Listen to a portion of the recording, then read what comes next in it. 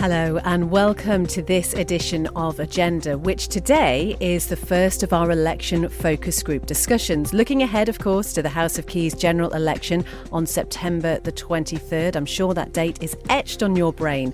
What we're going to hear now is a group of people talking about what they believe are going to be the main election issues this time. They'll also be reflecting on the highs and lows of the past administration. And at the end of the programme, I'll give you the details to get in touch with me if you'd like to take part in future discussions. Today's meeting is chaired by James Davis. The Isle of Man will go to the polls again this September for what some have described as the most important general election for a generation. On saying that, we've heard that plenty of times before, but its importance cannot be underestimated. 24 seats, 12 constituencies up for grabs, and the people we vote in will make decisions which affect our daily lives. With the campaigning and the door knocking about to begin in earnest, what do the election hopefuls need to do to hit the spot with their potential electors? And what are they looking for? I'm delighted to say I'm joined by a focus group assembled from different social and geographical backgrounds, made up of students, business people, those who've worked in local government, a real eclectic mix. Welcome one and all. Ailish, we have two Ailishes in fact. We have Archibald, we have Ciara, and we have Richard Radcliffe as well. Lovely to see you all. Just a recap, Ailish, student, just completed her exams, a first-time voter, of course, and 16-year-olds and older have been able to vote since 2006. Ciara is a 20-year-old astrophysics student, also in the middle of exams. Another Ailish in her 30s and expecting her first child. Many congratulations. Archibald, a student, and I think it's fair to say you're pretty politically engaged, looking at your recent background. And Richard, real champion of the community, someone who served the people of Ramsey for more than 30 years. So welcome one and all. Let me take Archibald to start with. What interests you then in this election? What should be the priorities for would-be politicians? What are you going to be looking for over the next few months? I think I definitely look for politicians which engage the electorate and trying to reach out and find out what issues really matter to the people that will be voting for them. And also the issue of obviously climate change and then the economic recovery out of COVID. Ailish in the far side? So to me, it's very much about representing the vulnerable in society and those people who can't necessarily speak up for themselves. Maybe they are not able to make their own petitions or stand outside Tynwald and protest, I suppose. That's really important to me, particularly the upcoming Capacity Act is something that's essential to me as well. That's important to you, yeah. Very much so. We'll come back to that, Ailish. For me, it's engaging with young people and encouraging them to use the vote, which they so luckily have.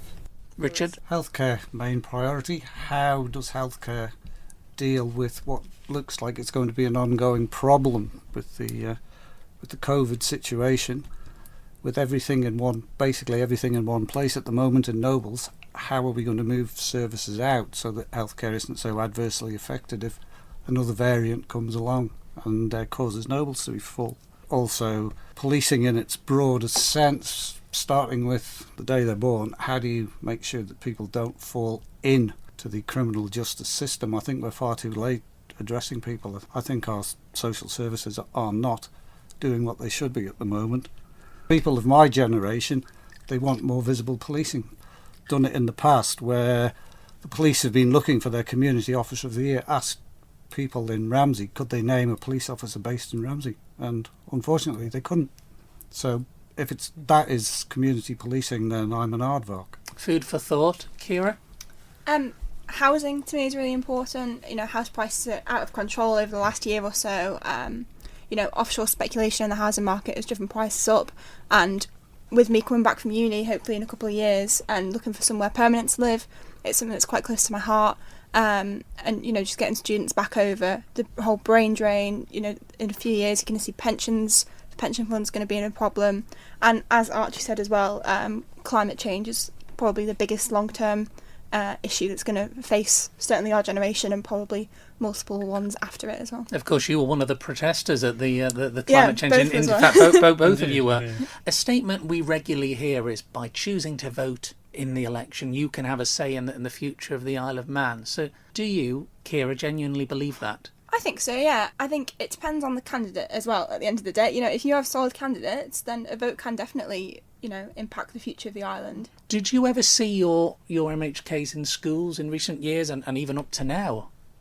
I've definitely seen a regular occurrence of both of them. More one Graham Cushing when he was education minister, but they do seem to come into school not necessarily to speak to students, but also to get involved with the community. Yeah, I'd have to disagree. I think that it's imperative that RMHKs come into school and do assemblies with young people, especially 16 and onwards, obviously, and encourage them to use their vote. I cannot remember ever having an assembly or any kind of meeting with our prospective MHKs last election. I was younger, however, still I think I would have benefited from hearing about like Manx politics and how it could change our lives and how our parents were even voting. I think that would have been really useful. The very fact you're here means I'm assuming you're all likely to vote, or are any of you undecided?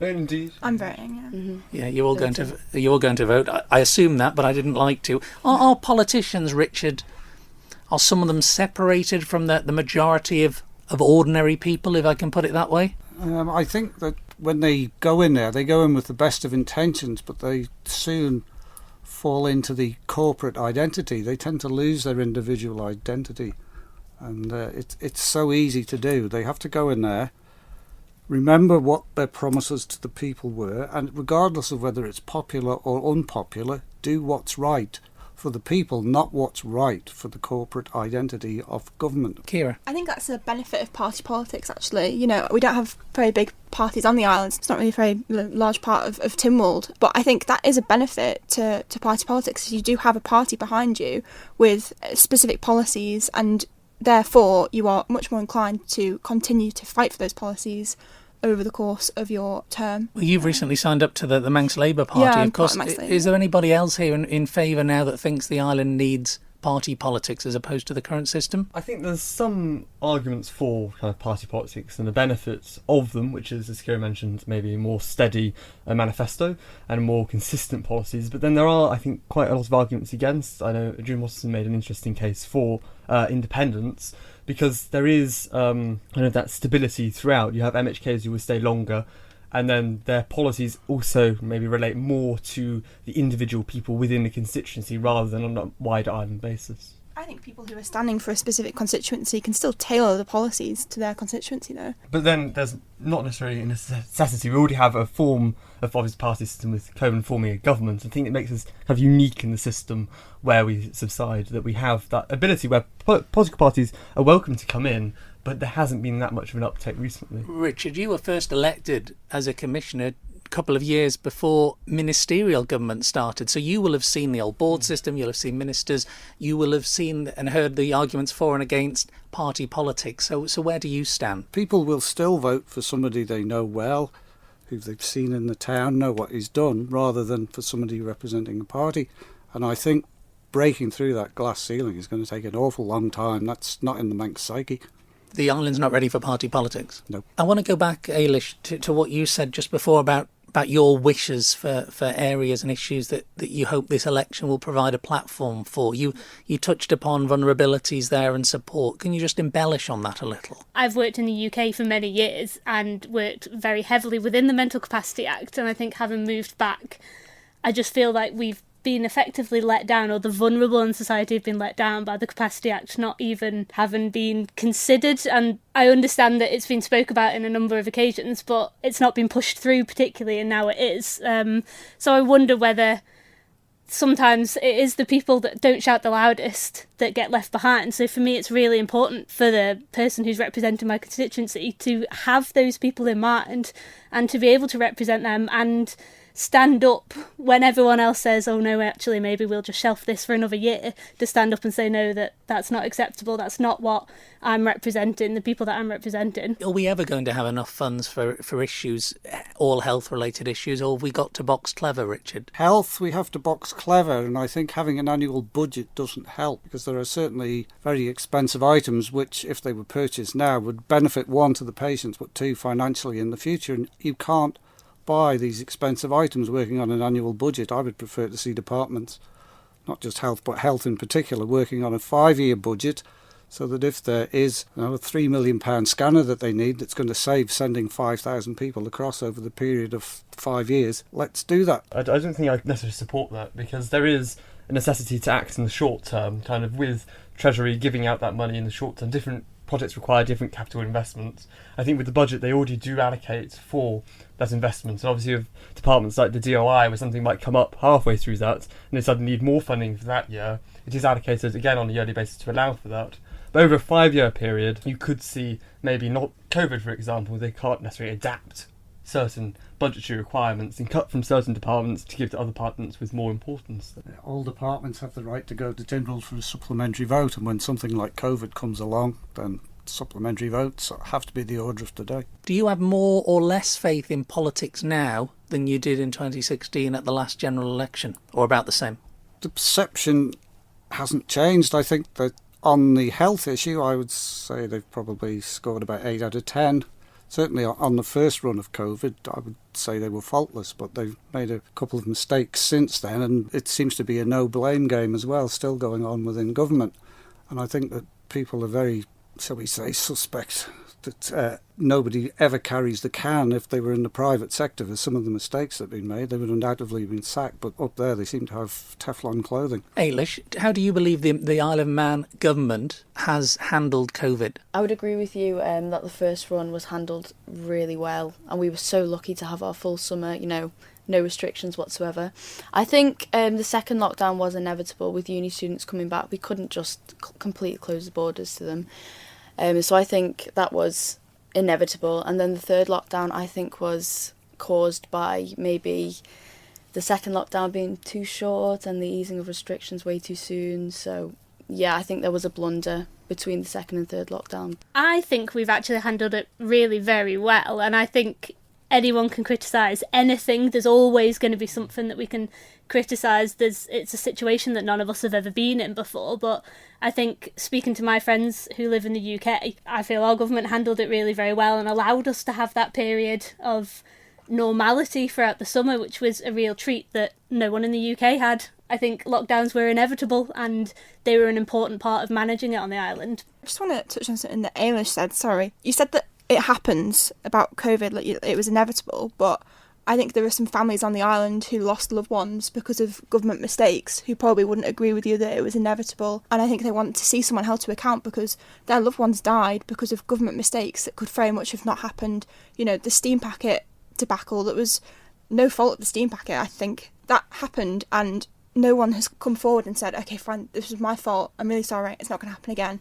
In the last week we have seen politicians apologise for it and say that mistakes were made, but these are not just simple mistakes. These have cost people's lives. I'm sure we could have a separate programme completely on just that issue alone, but just let me move on slightly. Archibald, do the public now, are they less tolerant than they were? Do they expect too much, or does government not deliver enough? This is generally, but led on from COVID, because obviously we've just heard praise at one end of the table and then quite a sort of scathing comment with reason at the other end. I think the government, the public are generally tolerant with the government, provided that I think they got a bit lethargic after the third lockdown. You saw a lot more comments. Although I know social media isn't necessarily a true representation of the island's people, you do see a lot more comments kind of getting more annoyed at the government. I do think that is still that level of tolerance that our government did try its best to kind of protect our island. Obviously, there's a lot of quite against hindsight thinking. There's a lot of mistakes. Mistakes do get made, and they obviously get made in the process, but it was very unforeseen circumstances and something we'd never experienced on such a mass scale. So they did perform remarkably well considering kind of their previous actions to other events. Let me ask you, Richard, do our elected representatives at both local authority and central government level, do they receive enough respect? I think there are people who go in there thinking they can demand it. You can't. No, you have to be of the people and for the people. I believe that in the main they do. The Manx people are very fair, and if they don't agree with you, as long as you can give them a cogent argument as to why you've done what you've done, they may not like it, but they will accept it. But I'm afraid we have too many who are like saplings in the wind who just go along with the last person they've spoken to. I'm afraid there's a few spineless politicians on this island. Ailish, on the far side there, just what prompted you to move to the island? To move back, I should say. Yeah. So I had to move to the UK because there was no job opportunities for me over here. So as soon as I felt I had enough experience, I came back and set up my own business. So really it was waiting for that the right amount of experience and confidence that I had to be able to come back to set up by myself. Right, and that leads me on to your comment, Kira, about brain drain. I mean, you'll finish your degree in 3, maybe 4 years' time. As it stands now, and I know a lot can change in that time, would your aim to be to come back here or stay away? It depends what I do after my degree. I'm not entirely set on what I want to do, but there are a couple of jobs that there isn't a sector for on the island, and so that's automatically ruled out me coming back, which is a real shame because I do want to come back. If I can come back, I will. And I appreciate you're just at the start of that journey, even more so, Ailish, but as it stands now, you're going to study English and French, so where do you see yourself in that question, isn't it? Where do you see yourself in 4 years' time? I honestly don't know, because with French it could take me anywhere. I always do see myself moving back here if I wanted to settle or have children, because I think it's an amazing place to raise children. But I don't know, because with certain sectors, as you said, I feel like you can only travel so far up the ladder, and for some people I think that's a reason why not to move back. You mentioned housing before. I mean, how much is housing been a problem over the years, Richard, for that age group? Housing is always a problem. No matter what generation you've lived in, getting that first foot on the property ladder is always the most difficult.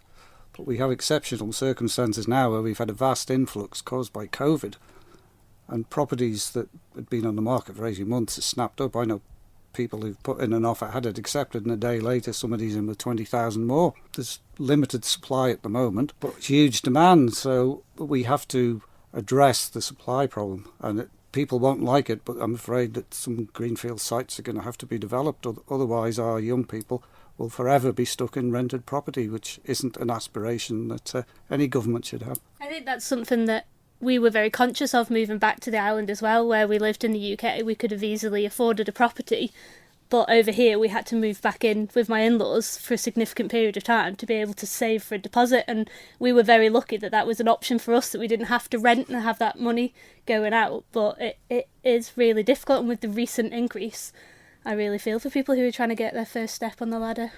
I want to just address the 3 students first of all, Ailish, Archibald and Kira. Do you believe, starting with you, Kira, do young people feel listened to? I think generally young people do not feel listened to. I think that's reflected in voter turnout on the island. You know, in the Douglas House by-election, there was 25% turnout amongst 16 and 17-year-olds. You know, the amount of people who voted was 16 in that age group, which is so low.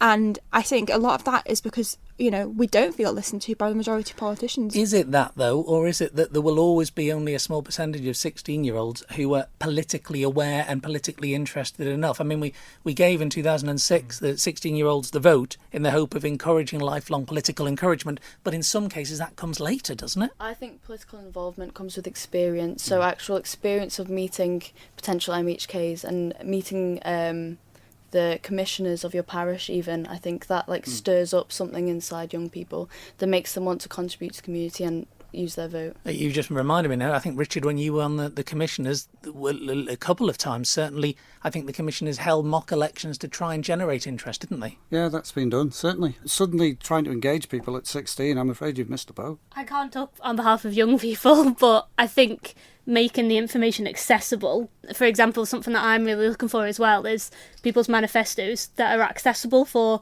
people with a learning disability or people with difficulties with reading. So if you're looking for more people to vote, I feel like they should really be targeting that area as well, because that is an area that if the information's not accessible, they're not going to actively be involved and engaged. Certainly in much younger people, 13 to 14-year-olds, I think, if you plant that seed in people young, then it will just grow and grow. That's what I found, because I've been interested in politics since I was quite young. But in other people my age, a lot of them aren't interested or don't think that their vote matters in this election. And I can't convince them otherwise. Always listen to everybody, because one day the lone voice in the wilderness will be right. How do you nudge, Richard, those who aren't interested in politics to show them how important it is? I'm afraid there's an ingrained attitude that your vote doesn't matter, that one person cannot make a difference. But yes, one person can make a difference. You have to get that message there, that if everybody goes out and vote, then the majority view will count. You've got to start when they're 7, 8. Have them involved, ask them what they want for their town. Well, they're the future. Start them at an early age. I'd say if you wait till they're 12, in the 13, teens, yeah. It's too late. No, start them early. just rounding this discussion off to a close now, is there genuine enthusiasm for change this September, or are you largely happy with your lot? Ailish? I am very enthusiastic for change. In particular, I think health and the fact that we have so few specialist services on the island. I feel like using population is an excuse. We don't have a big enough population, but I feel like there is the power for change and to create specialist services that could be amazing. Because you've got such a small group, you could make it really bespoke. But I do think there's definitely time for change. Yeah, I'm really excited actually to see. I'm hoping to see a big influx of young people voting and wanting to vote and putting their opinions out there. And I'm hoping to see the politicians of the Isle of Man actually listening more to young people and bringing up their issues and their concerns actually, yeah. Yeah, I'd agree. We do need the views of young people to be taken account of. They are the future. It's our mess that they're going to pick up. And if one good thing comes out of COVID for government, it'll perhaps be this endless increase in bureaucracy, which had to go to respond to an emergency. These committees with 4-letter acronyms on them that nobody understands, that meet endlessly, have to go. The bureaucracy up there has just grown like Topsy and it needs smashing. Do politicians listen to our younger generation more now than they did 20 years ago? I think they probably do, because social media means that they can actually have their comments out there, which they couldn't 20 years ago. I'd say there's change needed in certain areas. There's not change needed across the board. I think there's definitely change needed in creating more ambitious climate targets. But along with the economic scope, I think we are recovering rather well with the government support, and we are managing to balance the deficit rather well. So I think there's change needed in certain areas, but not so much in others. I'm counting down the days for general election. I think we desperately need a change in Tynwald, especially. Coman, I describe it as being apathetic. Not much gets done. It takes a lot of public outrage. Is that the system, or is that down to individuals? I think it's mostly down to individuals. I think the system as a whole is undemocratic. Just in a word, to make our society fair, do we need to make modest change or more radical change?